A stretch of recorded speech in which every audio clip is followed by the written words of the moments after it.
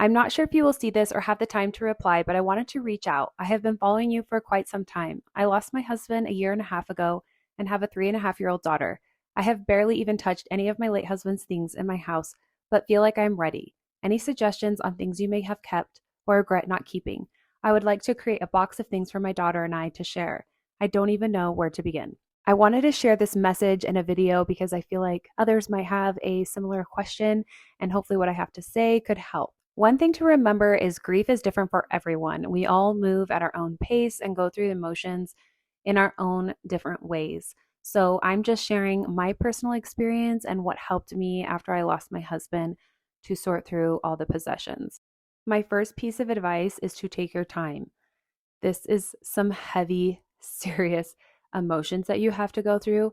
They're not just shoes, they're not just a shirt, it's not just an item. It comes with memories and emotions. So it is okay to take your time.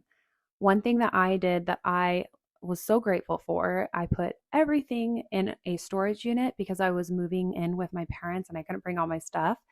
I feel like having time away from it to just think, to grieve, and not make any big decisions was the best thing I could do for myself. Once you're ready to start sorting through possessions, my other piece of advice is to start with the easy things like their toothbrush, their college textbook, and make those easy decisions first. Once I made some of the easy decisions, I started to think of things that I wanted and what my boys would probably want when they're older.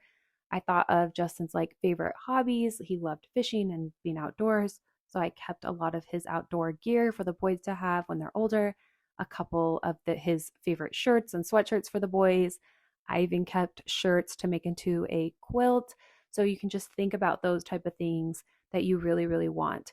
If it is something that you want, but you don't necessarily want to keep, you can take a picture of it. After I kept the things for me and my boys, before sending anything to the thrift store, I always asked his family and friends if they wanted it before I did that, just because everyone wants a piece of him.